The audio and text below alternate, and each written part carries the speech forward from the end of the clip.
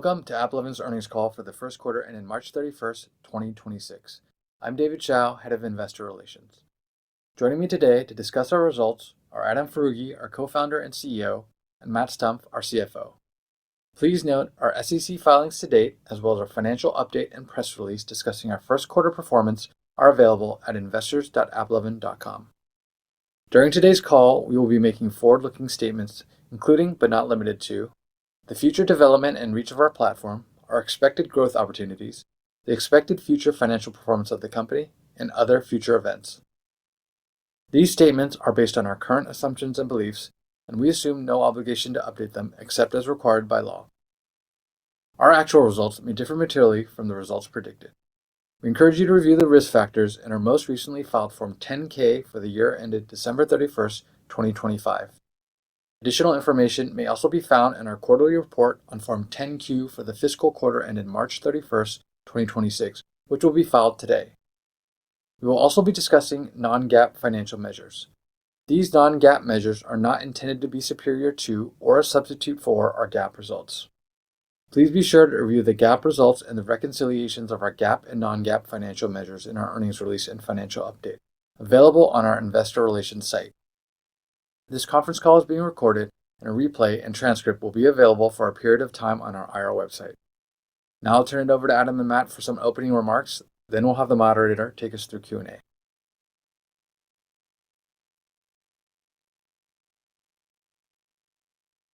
Thanks everyone for joining us today. I want to start this call a little bit differently than our last few.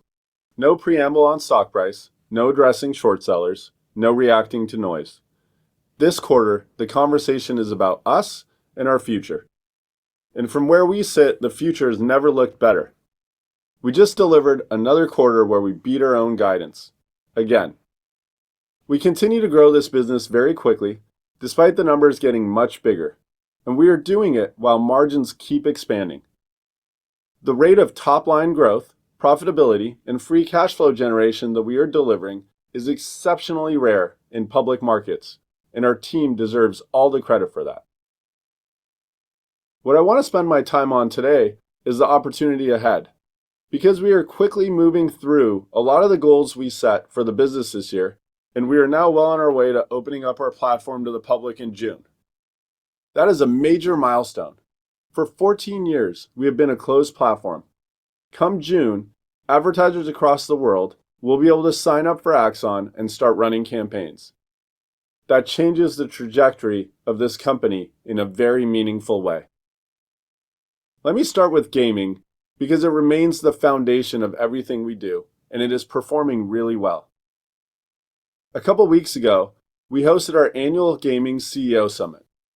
We bring in the top executives from the biggest mobile gaming companies in the world, and the energy this year was unlike anything I have seen.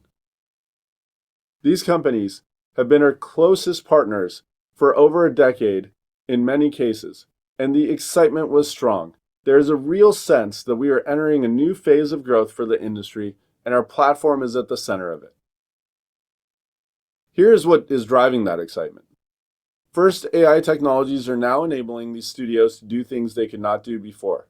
Incumbent gaming companies, the ones that already have successful titles, can now use AI tools to improve their current games faster and cheaper.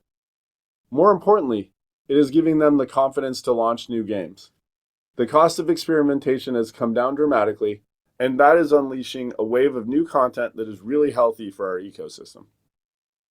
Second, we are seeing a meaningful shift in how these companies think about monetization. Games that historically only made money from purchases are now really focused on testing hybrid models where they also unlock incremental revenue from ads. This is a big deal. For years, a lot of these IAP-only games would not run ads because they did not want to promote competing titles. But as we scale advertisers who are not gaming companies, whether apps or websites, e-commerce or other categories, which we now call our consumer vertical, those concerns go away. A cookware company or a fashion brand is not competition to a puzzle game. So we fully expect to see a lot of IAP-only games start monetizing with ads that will not be deemed competitive. That is going to be a strong tailwind for many quarters. Together, we and our gaming partners can acknowledge that our platform is driving the market's leading scale and return on ad spend and continues to help the industry grow faster than expected. The ad-supported part of the ecosystem continues to grow at really healthy rates, multiples faster than the growth of the more mature in-app purchasing category. As we look forward, we expect to see much more high-quality content come to market that taps into both ads and in-app purchasing monetization, and that plays really well into our strengths. Now that brings me to the consumer vertical, which is growing even faster than gaming. This is still only a 1.5 year old product. I want people to really internalize that. And it is scaling at a pace that gets us very excited. A couple weeks ago, we had another material model release that improves scale and return on ad spend significantly for our consumer advertisers. These are the types of compounding improvements we have talked about on prior calls. The team improves the model, advertisers see better returns, and they put more budget into our system. It is a virtuous cycle, and it is working. The consumer vertical exited the quarter very strong, with March growing roughly 25% more than the numbers we did in January, and April reaching a record month in advertiser spend, higher than any peak Q4 month. That kind of acceleration is exactly what you want to see from a product that is still early in its development curve. Advertisers are seeing real success on our platform, and they are ramping aggressively. We are thrilled that this is happening, and we are really excited about what comes next. When we open up our platform in June and start pursuing our mission of helping all the businesses in the world add another material marketing channel to their set of opportunities, that is when this thing just continues to compound. We've always said we want to help the smaller businesses scale. Last quarter, I highlighted an Israeli cookware company that went from $4 million in revenue to $16 million to now projecting $80 million, with the majority of their ad spend on our platform. That is the kind of story we want to replicate thousands of times over. As we look forward, one of the things that I'm most excited about is how advertisers will interact with our platform. We are already seeing advertisers use AI agents to manage their marketing spend, and we are building Axon to be natively accessible to those agents. Between self-serve access in June, our AI-powered ad creative tools, and agent-compatible infrastructure, we are building a system where an advertiser can onboard, generate high-performing ads, and scale campaigns profitably without ever needing to talk to a human. We're also showing up more: podcasts, sponsorships, a larger voice in the market. That visibility reflects a deeper conviction. Axon-powered growth isn't a niche phenomenon. It's a blueprint for transformation at a scale the world hasn't seen yet. Millions of businesses, that's the opportunity in front of us. Let me close with this. We are a focused company, more excited about our opportunities than at any point in our history. The gaming business is strong, our partners are energized, and we are helping the industry grow. The consumer vertical is scaling fast, and we are just getting started. Our platform opens to the world next month. We will continue to ignore noise, execute on our path forward, perform well, and drive value to our customers. We know that in turn, that will set us up for a much bigger future than where we are today. With that, I will turn the call over to Matt to walk through the financials. Thanks, Adam, and thanks to everyone for joining us today.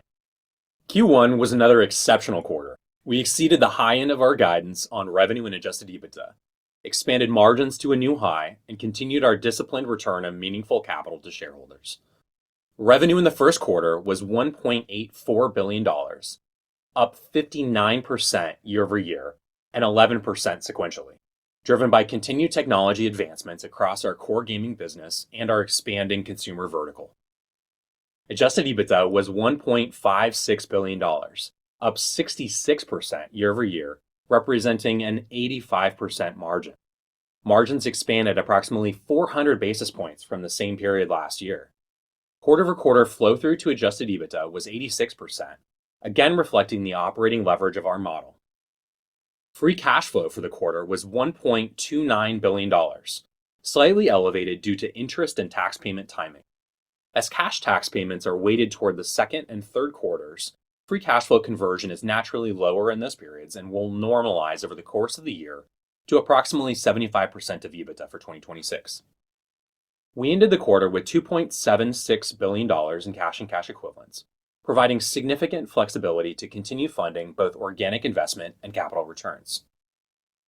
During the first quarter, we repurchased and withheld 2.23 million shares for $1 billion, ending the quarter with 336 million shares outstanding and approximately $2.3 billion remaining under our share repurchase authorization, a program that continues to reflect our conviction in the value and durability of our business. Turning to our outlook for the second quarter of 2026, we expect revenue between $1.915 and $1.945 billion, representing 52 to 55% year-over-year growth, or 4 to 6% sequentially. Adjusted EBITDA is expected to be between $1.615 and $1.645 billion, with an adjusted EBITDA margin of approximately 84 to 85%. To close, Q1 was a beat across every metric, with margins at a new high and significant cash returned to shareholders. Our capital allocation priorities for the balance of the year are unchanged. Fund organic investment and return capital through buybacks, reflecting our continued commitment to driving shareholder value through disciplined capital deployment. With that, let's move to Q&A. We'll now begin the question and answer session. Please be sure to unmute and turn on your video before asking your question. We will take as many questions as time permits, and since we have many questions today, please be patient as we move through the list. Our first question will come from Matthew Cost with Morgan Stanley. Hi, everybody. Thanks for taking the questions. I guess on the product roadmap, Adam, you talked about a significant product breakthrough just a couple of weeks ago. I guess, could you give us a little bit more detail about what that entailed? Was it a new type of model targeting a different use case, or was it an existing one? And then when we think about the roadmap forward from a product perspective, what should we be watching for signs of you continuing to expand that opportunity in, I guess, what you're calling consumer now? Is it about launching new models? What are the milestones that we should be watching for success? Yeah, thanks, Matt. So if you recall, when we first launched Axon 2, we've had a lot of fast growth quarters since. I think it's been 12 straight. And most of that has been attributed to two things. One is releasing new products. So as we've gotten deeper into gaming, you know that we've come out with longer date periods of models. And the second and more important is improving the underlying model. An analogy is when you get to the LLMs, they can continuously uptick their model. They're releasing new models that perform better.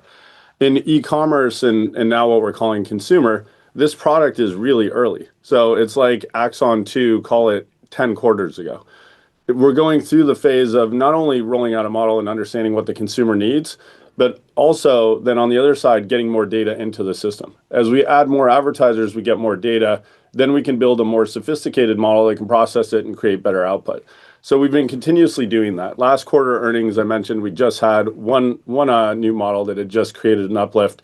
The one we just had a couple of weeks ago was quite substantial. So that's why I highlighted on the talk track that we saw a big acceleration exiting the quarter. And then April Q2, bigger than any quarter that we had in Q4, which, as you know, most advertising businesses, I don't know of another advertising business, actually, they can grow Q1 over Q4. But when you're in e-commerce, normally the first half of the year is a huge drop against Q4. So already being ahead of where we were in Q4 prior to opening up the platform gets us really excited.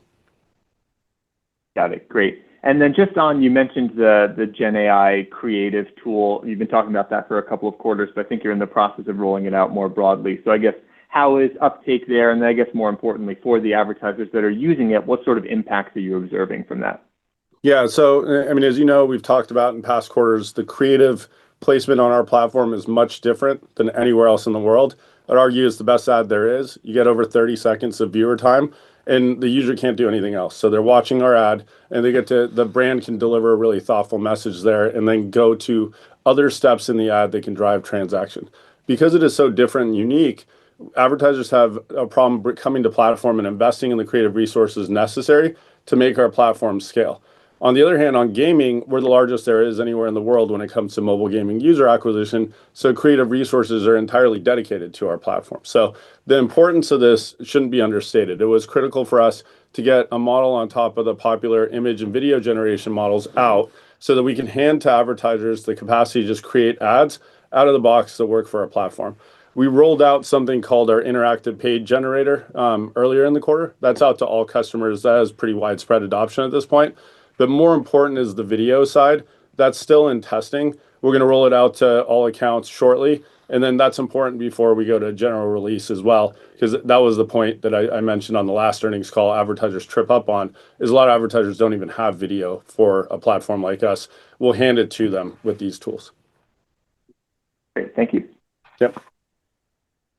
Your next question will come from Omar Dasuki with BofA.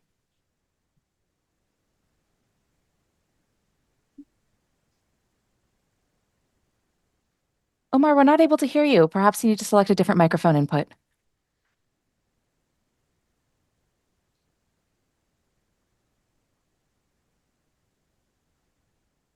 Hi, can you hear me now? We got can. you. Please go ahead. Great, thank you. I wanted to focus on the gaming business for a second, right? Because it kept on getting bigger and bigger. So the past several quarters, your quarterly run rate derived from mobile game advertisers has increased every quarter.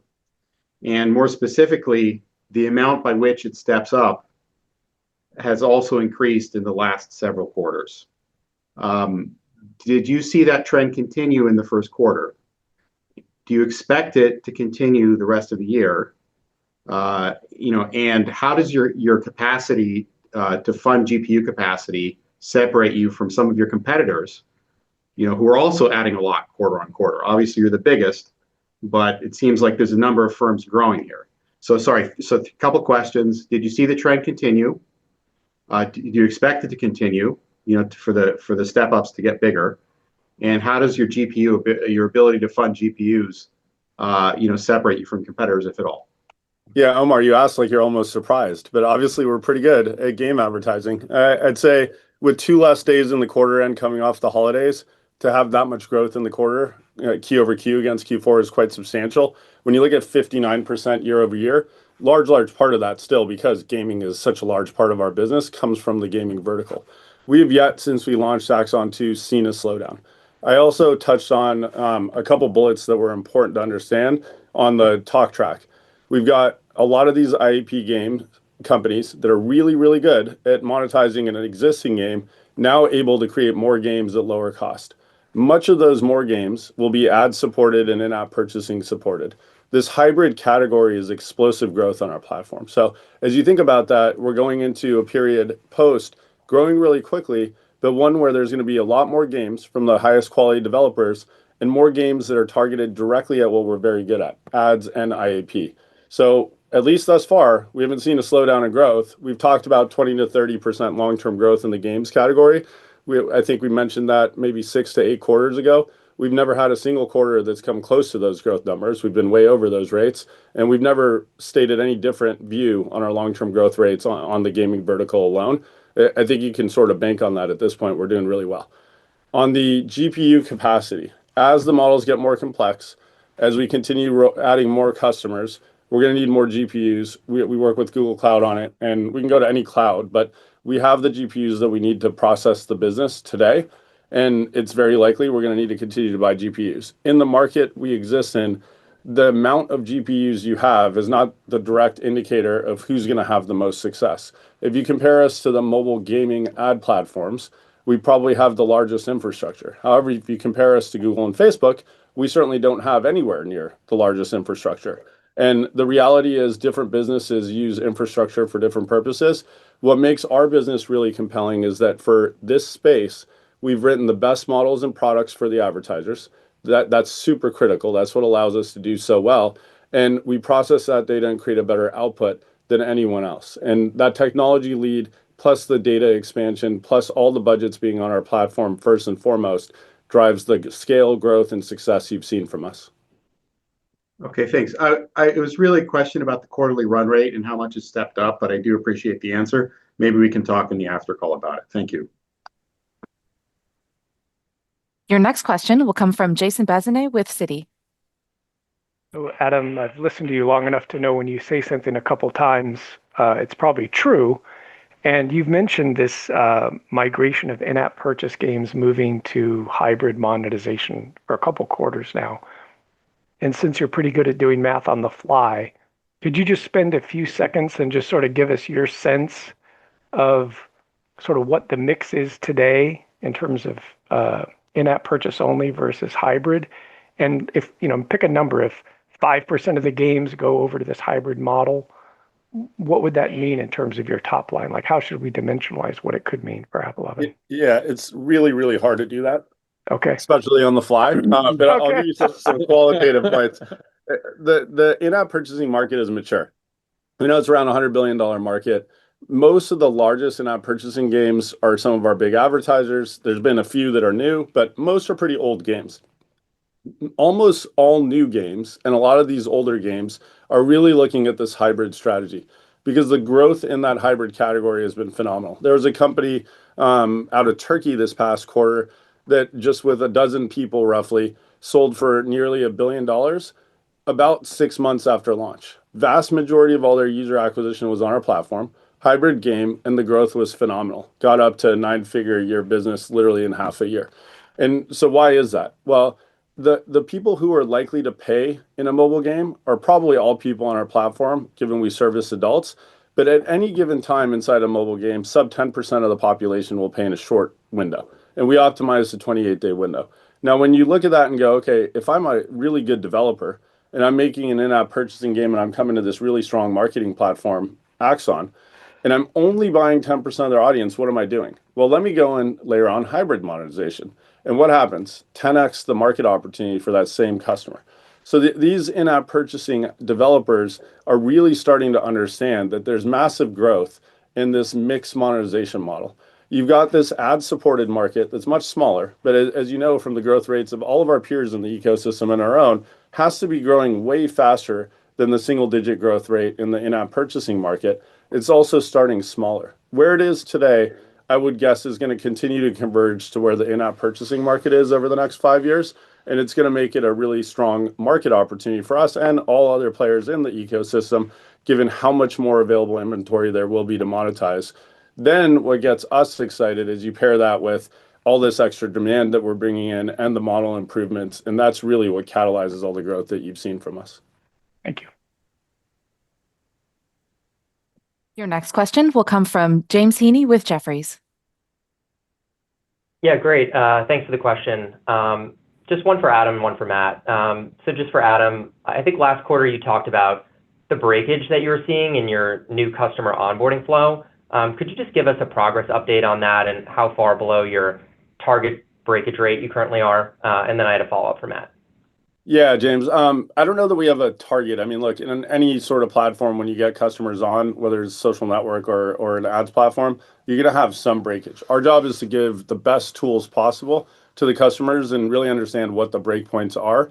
The main thing that we talked about last call, resolving, we're still in the midst of resolving. We will over the next couple of weeks before we go to general release, and that's delivering video out of the box. That's not a trivial task, but we initially rolled it out a few weeks ago with customers. There's a blog on our website, so you can see some of the AI-generated ads. Frankly, the AI-generated ads are really, really tough to tell that they're built by AI instead of a human being, and the cost is exceptionally low relative to what a human-generated video would cost. So we think we're pretty close to having that ready to go for anyone to just plug in and get video out of the box. And then we talked about opening up the platform in June. So in a matter of weeks, we'll think we're there. We'll roll it out to the broader base of new customers and just get going. Great. And then thanks for that. And then one for Matt, just on marketing expense for the second half of the year. I mean, is it fair to say, obviously you've got Axon launching broadly in June. I mean, is it something you're looking at kind of I don't want to say pumping up, but bumping the marketing expense higher in the second half? Like, how do you think about that investment? Yeah, I mean, we've communicated this in the past, James. We're spending performance marketing the same way that our customers do. So we're looking at the return from that spend, and we're only investing where we can do that in an efficient and a profitable way. So we might see some increase in sales and marketing costs associated with the general audience launch and just this ongoing building of our overall brand awareness as well, that you've seen Adam doing more podcasts that he mentioned in the preamble as well. So, we'll be spending more costs. And so you might see some, temporary increase in the sales and marketing costs associated with that. But over time, if we're really ramping up spend, it should be a positive signal to investors and to the market that we're seeing really profitable returns coming from that. So it should be, received very positively.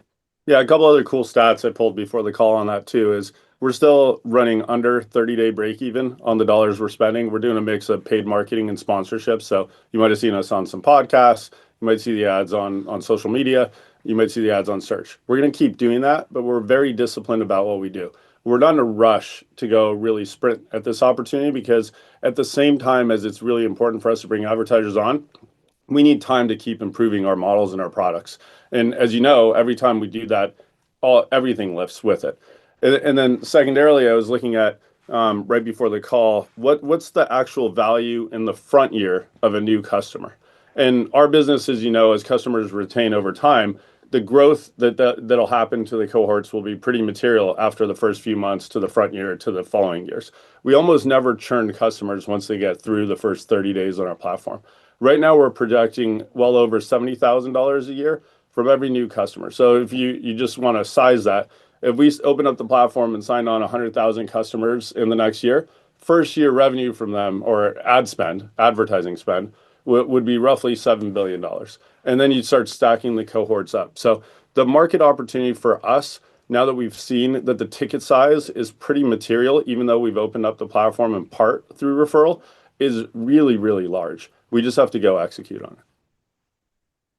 Great. Helpful. Thank you. Yes, James.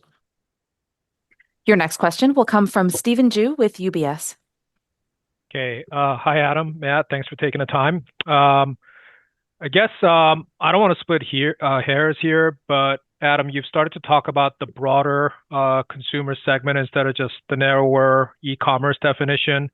The retail opportunity is, of course, pretty large, but as you think about the rest of the ad market out there that could be spending with Applovin, can you talk about how easily transportable your current efforts will be to some of the other verticals? And secondarily, I don't know if this has ever been a concern, but versus the amount of inventory that's out there, how much incremental inventory do you think can be realized with some of the IAP-only publishers as you start to bring them advertisers that do not necessarily compete with them? And should we be thinking about the sales cycles to these publishers? It's not going to be that difficult because you're hopefully going to be showing up at their doorstep with lots of cash. Thanks. Yeah. So great question, Stephen. So let's cover the second one first because I can remember it right now. We'll go back to the first one. So the second one, inventory expansion is pretty important for us over time, but not necessary right now. We have over 1 billion daily active users, and we under monetize what we show right now. As you know, our conversion rate on 1,000 impressions is pretty low to a revenue generating event for us, and that's only going to go up as the models improve and advertiser density improves. But there's a couple logical places to go to get inventory. So as you talk about in-app purchasing games, if you just start with the $100 billion market and say Activision, when they were public and they used to report King ad revenue, they'd gotten it to 15%. Let's just take that as an estimate, $15 billion a year to the publisher. And then obviously revenue on top for ad networks. Most of those apps today don't run ads. So if you say, let's say even half of them do. Now you have a $7.5 billion opportunity to publisher. There's a massive supply side expansion for us. That's sort of sitting there pretty easy out of the box. We're going to go after that in short order. The other side of this is important to understand is as we go and get more publishers to look at us as an advertising monetization platform, we're not competitive with really anyone in the world. So you can imagine any type of publisher that's sitting out there outside of the really big walled gardens are going to want monetization support. It's not particularly easy to place a game ad on a social network or a music streaming site or a show streaming business. However, you can imagine e-commerce would place pretty well. And tied back to your first question, things like lead generation and things like fintech would place really well as well. And so as we start going out to these other categories, build the models for them, bring on the demand, in parallel, we're going to go to get more supply, both on mobile and then hopefully execute on the connected TV strategy as well. So this is all on our roadmap. It's stuff that we're actually working on and thinking about today. It's not stuff that I would say for 2026 is going to have any material financial impact. But as we think about our business, our job is to execute on things today that'll help the coming years. That's one of the key bullets that we care about. Now, on the first question of advertiser demand expansion, I'll start with, we're never going to get into branding. We believe everything should be performance when it comes to advertisers. So if you think about our business today, almost all of it drives to revenue generation for advertisers, but we're missing a huge category, leads. If you think about some of the biggest advertisers on social, you've got e-commerce, you've got gaming, you have apps that drive to subscription. So those businesses are all revenue generating businesses. We do that well. The other huge category are things like auto insurance, health insurance, fintech, food delivery. These are things that are structured around a lead. Now, we're missing that today.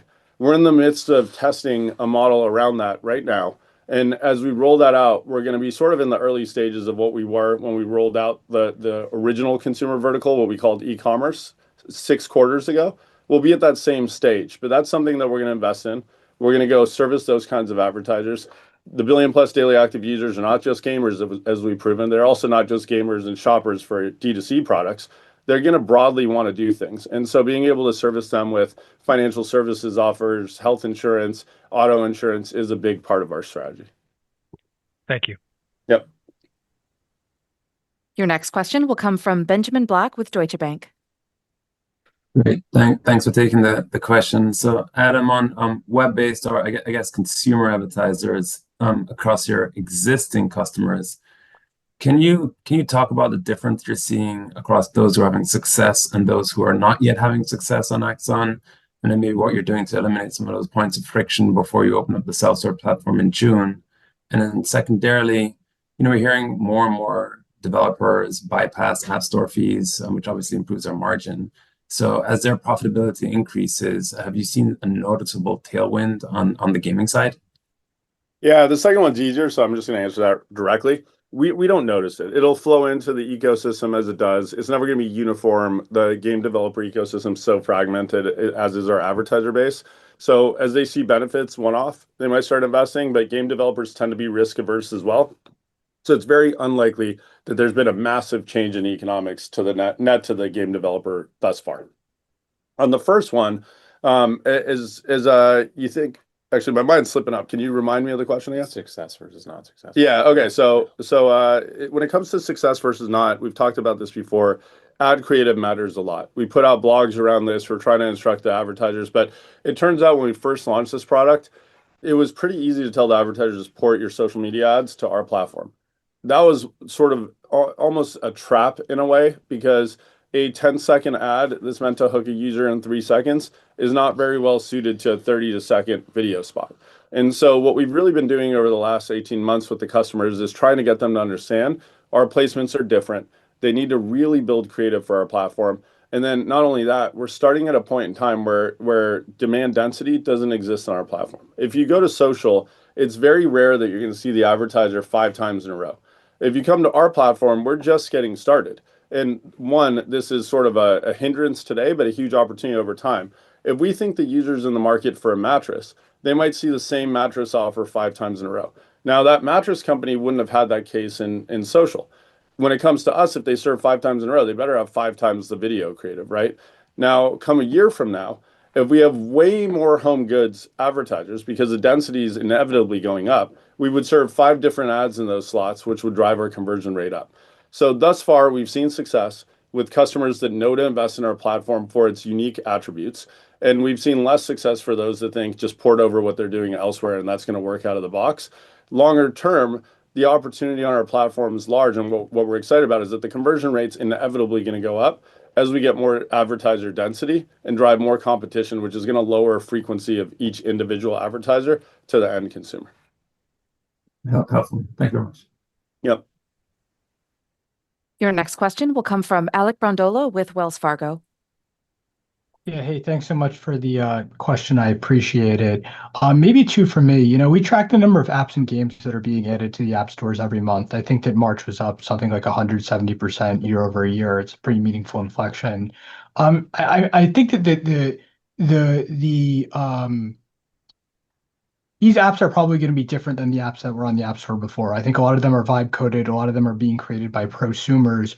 And I guess the question is, does the way that you distribute the mediation solution need to change in order to kind of reach this new long tail of games and apps that are being created? So that's the first question. Maybe the second question. I think, the kind of Applovin creating a social media platform has been floating around in the zeitgeist for a couple of months. I think, it keeps coming up. You did a podcast maybe a week ago where you mentioned it again. And so could we maybe just get a little bit of clarification? Is there interest in building a social media network or maybe acquiring one? What is the thought there? Thank you. Yeah, so the first question is a good question. Like right now, a lot of the vibe coded stuff in the world is quite a bit of slop more than substance. But as you go forward, what's going to end up happening is these tools are going to let the best developers create more content. Quality is going to go up, the content count is going to go up, and the need for discovery is going to go up. So that plays right into our strong suit. The better quality apps are going to need mediation. Integration with their mediation solution is really trivial. Anyone could integrate with our mediation solution using the popular vibe coding tools today. So there's nothing that we need to change there. Now, it's not our job to go monetize 10 cent a day monetizing apps. Like there's just not a whole lot of value in the long tail. But so I would say we don't get excited over the flood of apps in the App Store today. What we get excited about is the ramification of vibe coding tools for the best developers today. They're only going to get better as we go forward. On the second point, I mentioned this on the podcast. We also can vibe code products. And there was once upon a time we bid on TikTok. So you know that we have an interest in better monetizing social. We believe we're very good at recommendation engine technology. We have one of the world's most sophisticated advertising technology. And the possibility to work on an engagement algorithm with a social app is enticing to our team. What we look at when it comes to the world of vibe coding and just releasing products is there's very little cost. But what it does for your business to be able to build new products is attract more engineers. Our CTO, Giovanni's job is to hire the best talent in the world of recommendation systems. And so the social media app is an example of something that will play that role.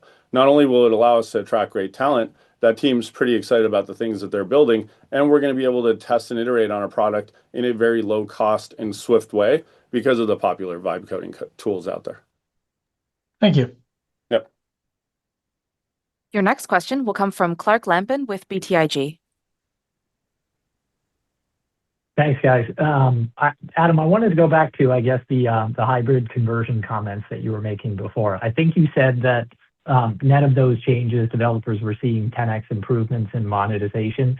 Is it possible to give us like a relative comparison or some relative framing of how monetization post those changes, or the bidding dynamics, I guess, post those changes compares between gaming advertisers and non-gaming advertisers? I think there's some concern that as density builds for the latter, that if they're bidding against a higher transaction value, that there could be some shift in the bidding dynamics that would be unfavorable for your gaming marketers. Is that happening, or are you seeing any signs of that occurring? Yeah, I mean, look, that's a great question, Clark. Originally, when we got into e-commerce, now what we call consumer, we were a little worried, like, is this going to cannibalize the gaming customers? And we said, we are wasting a lot of impressions showing game. And the model, given the opportunity to personalize ads, is going to drive incremental transactions without cannibalizing. Now this business continues to grow. So we talked about the $1 billion run rate a year ago. It's much bigger now. And we talked about our fastest growth month, and then now in April, getting bigger than any month in Q4. So you see the trends where it's growing, and you just saw us put up a huge growth quarter where most of that growth is driven by gaming. So we have yet to see any cannibalization. There's not only is there an offset, which is we have a lot of impressions that we waste that now we can utilize for better targeted product ads. The other offset is as we get more e-commerce or consumer brands to go live, we get more data into the system. The more data we get into our model benefits both kinds of advertisers. So as we get more targeted with gaming ads, it's not likely we're going to see a loss. And then the third tailwind there, which frankly isn't up to us, is that these game developers I mentioned are getting more sophisticated. They're going to have more titles coming out, and they're going to be doing these hybrid monetization strategies, which paired with the App Store fee cuts are going to drive their monetization up a lot, their reach up a lot, and create this opportunity to really expand the ecosystem. Okay, that's helpful. Maybe for the next question, going back to the top, and I think following up on Matt's question around the timeline for directed model improvements that we are seeing, you guys talked about, a conversion rate of around 1.3% intra-quarter. It feels, I guess, at least at a high level, like we're seeing a faster pace of directed model improvements of late. Is that, one, is that right? And I guess two, if so, is there something that you guys have figured out about your underlying models that is leading to a faster pace of improvement or some unlock there? Like, could the next 1.3% come faster? I mean, like the 1.3% comes from advertiser onboarding and model enhancements. This is really a testament to the team. We're now further evolved at understanding how to improve these models, right? So they understand the techniques. They've gotten more sophisticated at what they're doing. The AI research space obviously is seeing fast improvement too. You've seen an insane amount of product releases in the large language model space in short order because of everything that's happening there. A lot of those same trends apply to us, but I think it starts with our team is just getting much smarter about the tests that they're doing. So we have 100% seen faster improvements to the models, both across the consumer business and the gaming business. And we don't really see a reason why that's going to slow down. As our team of researchers get smarter about the things that they're testing, the success rate goes up, which is going to enable us to continue to push the technology forward, drive better return on ad spend. That drives up same store growth. The same customers we have today should keep growing. And then pair that with opening up the platform and new advertisers and new data. It makes us really excited about where we're going. Thanks, guys. Yeah. Your next question will come from Rob Sanderson with Loop Capital. Yeah, good afternoon, everybody. I wanted to go back to the video creation tool you're in testing now, obviously. Is it mostly technology readiness that you're testing? I mean, is it too early for any learnings on how it changes spending patterns? Second question on that, I know you source multiple models, but any hiccup with OpenAI dropping Sora? And also, like, is Seedance 2 something you're interested in leveraging? Is that something you can leverage? And then as the product becomes more popular and you can see this scaling to thousands of customers, maybe more than that over time, but what are the implications for compute costs? And do you expect that's going to be a drag on margin? Do you think the revenue stimulus is much higher and maybe comes at lower margin? Or do you think the business can absorb the costs, or do you think there might be some consumption fee or something like that? Yeah, you got a ton of questions. I love it. All right. You got to remember them all. Let's see if we can keep them straight. All right. Like, video creation tool is new for us. So we don't have right now, like, in terms of adoption and total volume on the platform, it's pretty low. The job is to make sure that a customer can access the screen, request a video ad, and get an output that they're satisfied with. And so, like, once we clear that hurdle and there's not a whole lot of back and forth on that, we'll roll it out. So as I said earlier, I mean, we're days away from rolling it out. So we're in a pretty good spot with believing that the tool is ready. Now, we know for a fact more creatives that are catered to our platform drive up spend. That's pretty much standard. Like it's really not a complex task. So we think it's going to be very beneficial, especially for the smaller customers. There are big customers that make ads for our platform. So if you think about, like, the gaming companies, not as beneficial for them. They're already investing heavily in creating ads for our platform. I mentioned on the last earnings call, some of the top ones at 50,000 ads plus live at any given time. This tool isn't meant for them, but the tool is meant for the long tail that we're about to onboard and a lot of these e-commerce/consumer brands that just aren't ramped up on creative production. Now, when it comes to cost, which was your last question, we're going to roll it out where we're going to give them sort of an unlimited access. But if people start over delivering creatives, one, it's beneficial. It means the tool works really well. But two, it's a revenue stream for us. We can start charging, we can cap credits. There's companies out there that are raising tons of money at insanely high valuations. They're simply doing this. So if we see that kind of adoption, we could just start charging for it. And frankly, the cost is going to be so low compared to what they can generate in human-generated creatives. That would be a really good sign for the success of what we're building here. And then, so I wouldn't factor this into our economic profile at all. I would not expect margin compression. This is also not our own compute. This is utilizing third-party services. So it's really just a tax that we have to pay to third-party services to utilize their compute. So then to your last question, which third-party services do we utilize, or how's the market evolving when it comes to image and video generation? Sora 2 is a good product. Obviously, it was one of the ones that we use underneath the hood. It going away doesn't change a whole lot. One of the nice things about being an independent company looking at all the large language models is we don't have to be favored toward any of them. And so you mentioned Seedance. There's other ones out of China as well. We can deploy any form of model, whether open source or closed source, in any of the categories, text, image, or video. and utilize the one that's best for the purposes that we have. And you can assume we do that. We don't stick to just one. We want to be optimized for the field. And so that's something that we constantly do. Therefore, Sora 2 being deprecated didn't impact us at all. I know there were 6 questions, but I'm going to do a follow-up anyway. Just any learnings from the audience segmenting and targeting, like you went just prospecting campaigns to discovery campaigns, like any generalization on what this is doing to unlock budget for existing customers? Yeah, I mean, look, it's simple. It helps. As you think about like the 3 different levels of targeting, we talk about it as going to the extreme top of funnel. The discovery tool is to send brand new site visitors, optimize them, and try to convert them for an advertiser. So this is site visitors the customer has never seen before. That's the extreme top of funnel. Then you go to a prospecting campaign that's sort of like you're going a little bit further down funnel, but you're still near the top where you're driving a new customer that's never bought before. So 0 retargeting, but something that is a new customer that might have visited the site before. And then our universal campaigns are a mixture of retargeting and not. And so by going from giving this targeting that we allowed the advertiser to go complete top of funnel, middle of funnel, and bottom of funnel, we're seeing that unlock much greater aggregate budget. Most customers that care about this or have these recurring high brand loyalty type of business models usually use a mix of all 3, and it gives them just more tools in the tool set. And so it is nice to do that for your customers. It allows them to break things down better. It allows them to change their budgets to better map to their goals. And we've only seen success since we've rolled out those other incremental targeting types. All right, thanks, Adam. Yep. Your next question will come from Vasily Karasyov with Cannonball. Good afternoon, Adam and Matt.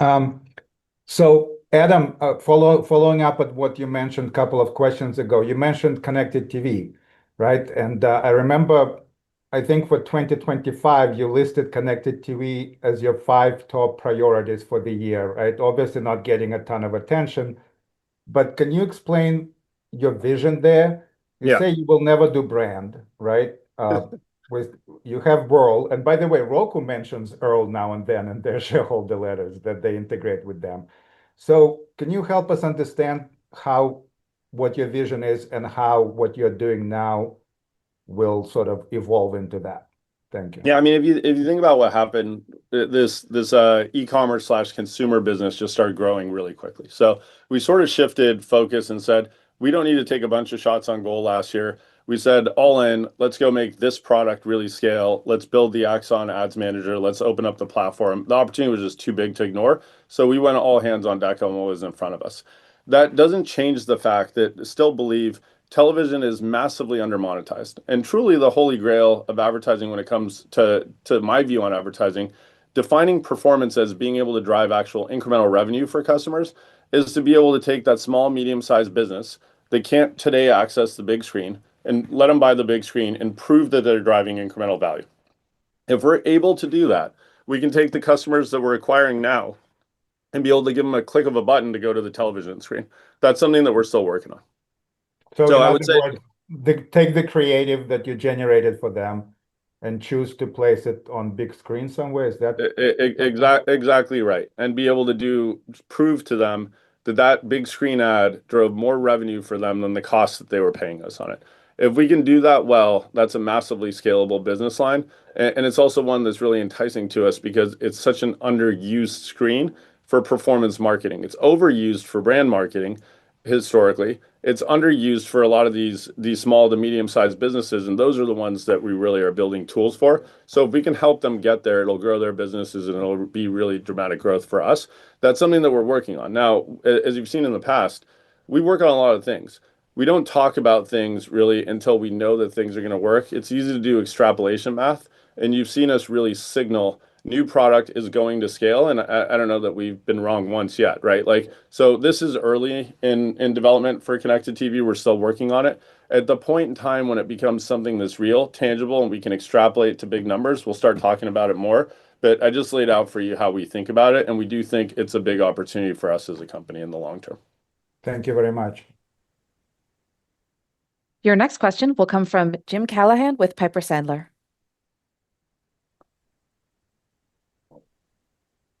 To scale, how should we think about balancing the user acquisition needs between consumer, I guess now consumer and gaming verticals? I think we missed the Yeah. very first part of your question, Jim. Could you ask it? Sorry. Just as e-commerce scales, how should we think about balancing needs between the consumer and gaming verticals on sort of the user acquisition side, making sure they're both sort of happy? Yeah, I mean, look, we don't really think about that because as I mentioned earlier to Clark's question, we haven't seen any cannibalization effect. And so in the absence of, our job is to continue to invest for both verticals. But the reason why we talk about the platform as a single platform is it's a single auction. It's our job to deliver as much demand diversity into the model so that the model can decide how to place the ad. Now, the two models we've talked about historically are different. So we continue to invest on the gaming side and we continue to invest on the e-commerce/consumer side. It's also our job to keep improving the underlying technology on both at rapid rates. So that's something that we haven't stopped on. Obviously, the gaming vertical for us is much bigger than anything else in our platform today. When we met with the gaming executives in Greece, they'd taken note of the fact that our models continue to improve. So we're not going and saying we're going to slow down on one in favor of the other. We're saying we're going to push both forward. And if we continue to see gaming growing really well, we're almost certainly going to see consumer growing faster. But because we haven't seen any cannibalization, it doesn't make us think about, okay, how do you balance the two? Okay, that's great. Thank you. And then just one more on e-com. Talked about the step up in April recently. There have been a lot of sort of new product rollouts. Be curious what you'd kind of call out as like the biggest flag of kind of the improvement there.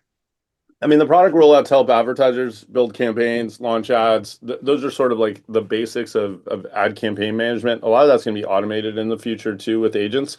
But the most important driver of our success, especially this early in the product, is the engineers improving the model to drive better return on ad spend for advertisers at a higher scale. So when we talk about we saw a big uplift, something that creates a big uplift across all is almost certainly to be an improvement on a next release version of the model.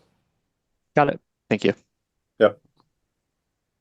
Your next question will come from Robert Coolbrith with Evercore. Great. Good afternoon, guys. Really appreciate the opportunity. Adam, just wanted to get your response on a couple topics that maybe come up in conversations with some of the gaming developers. On the direct billing or web shops, obviously there's the cost saving side of the equation, but we also hear some developers talk about that as an interesting new surface area for data capture and remarketing. Do you think that's going to be a meaningful opportunity for the sector? And is that something that's potentially a good fit for Applovin to develop a solution around? And then second, we also hear some people talking about some new creative or generative creative tools, things like playables generation and iteration or versioning. Is that something that you think fits in with the platform, could fit alongside some of the things that you're doing with creative clustering? Thank you.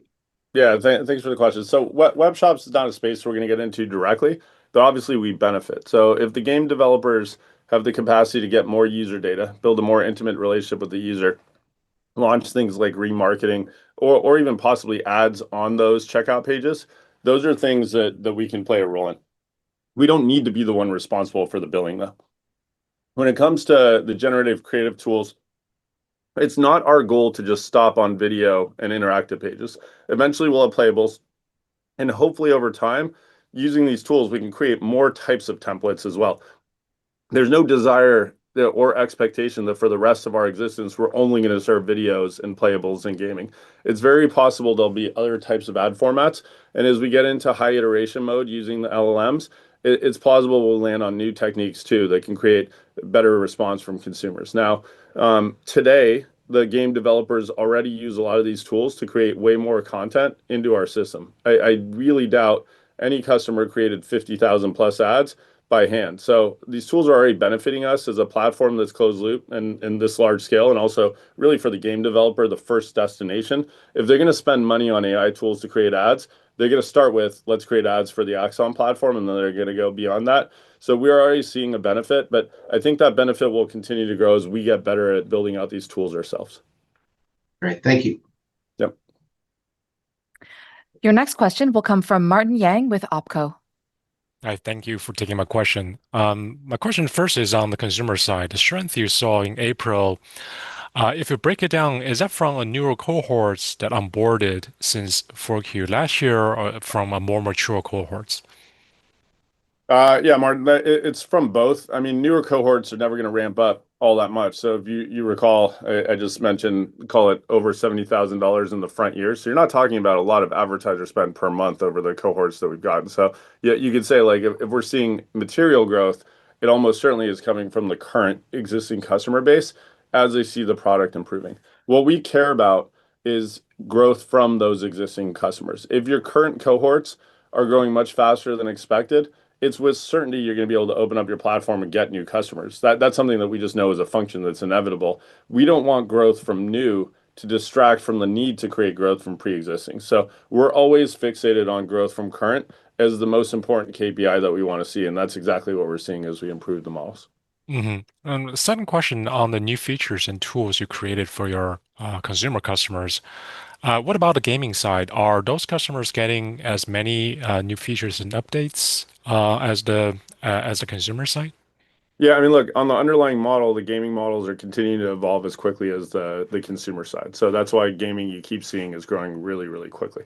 There's nothing that suggests we should be growing gaming at the scale that we operate at this quickly, other than we have to be improving the model really quickly.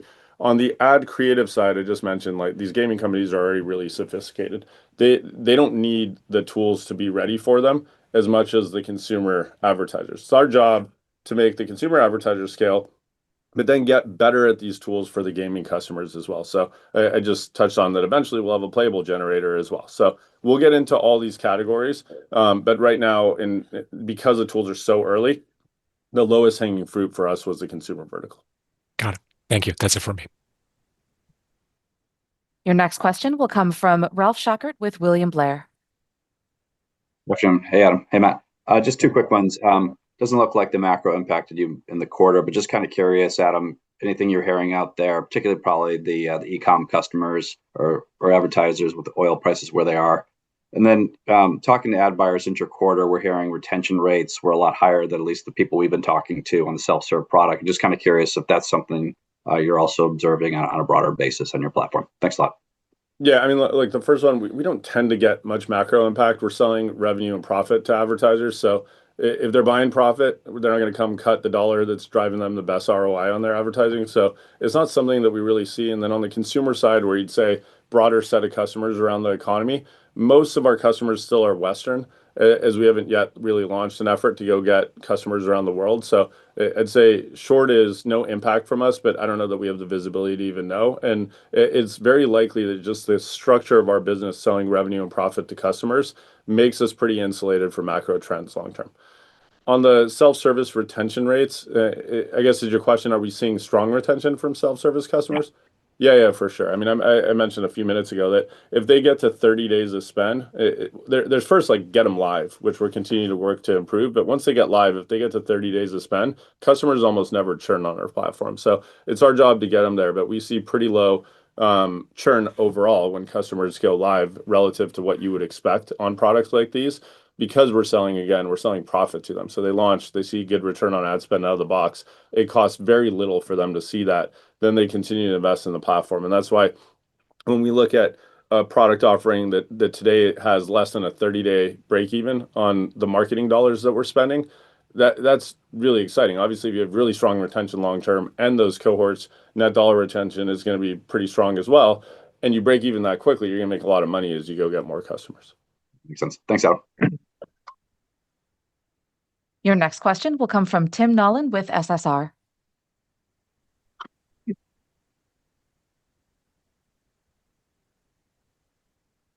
Tim, feel free to turn on your camera, unmute, and ask your question. I'm ready. We'll move to Jonathan Keys with Daiwa. Okay. Waiting patiently here. So glad to make it. And yeah, you guys can squeeze me in. I guess I wanted to ask a strategy question. You're now talking about this as consumer, which has many verticals. And then in the past, you talked about going after transactional base, and now you're talking about transaction and lead base, talking about the three parts of the funnel. You know, the question that you guys, I'm sure, received when you're first going to go into e-commerce, and now it came to mind again as you talk about consumer with the many verticals. Isn't it too much? I mean, you guys got really good because you focus on just one vertical, mobile games. Just that you guys dominate that, right? And now you're taking that expertise over to e-commerce and the verticals within consumer, understood. But you're also talking about you have to have two separate models and stuff like that. And resources can be scarce. That question pops up again. And in terms of, are you doing too much? And especially like you're still trying to gain traction with like the video ad market, the TV ad market. So I guess that's I'll leave it with that. So Yeah, and look, it's a good question. We have a great team. People love working hard. They love the products that they're working on. And we've never reached the point of too much. I mean, it's one of those things where like it's easy to look at how lean we are and think, okay, they can't do more. But these incremental products are things that we understand really well. Their goal is to go better monetize the audience that we have. And so as we talk about like launching cost per lead model, getting into lead gen, it's not a materially big lift compared to what we've already done because we know really what we have to do. Then we talked about in the talk track, giving our dashboard access to agents or any of the popular LLMs. Eventually, you can imagine advertisers will just be able to use their favorite LLM, take all the action they need in our dashboard, automatically create the video and end cards, get live, get profits, get leads, scale. That doesn't require a lot of effort from us. A lot of this stuff in the world that we're going into is going to go automated. And then it's up to our team of really sophisticated engineers to build great product. And it's up to our business team to make sure that the business and growth marketing teams to make sure that our brand is recognized and the customers come to our platform. Those are things that overlap to everything that we're talking about here, whether it's the lead gen model or the connected TV model. So what gets us excited about that is all of these growth vectors, also including just getting more supply, are all really related to each other. And a lot of this effort is not meant for this year again. Like we're not saying we're going to race after this opportunity and count on it this year. We don't need to count on anything this year. This business is growing really fast. What we're talking about is a whole bunch of related opportunities that are really large that will hopefully set us up for exceptional growth rates and profitability expansion over the coming years. Great. All right. Thank you. Good luck. And that concludes the question and answer session for this quarter. We thank you all for joining us today. Have a good afternoon. Thank you.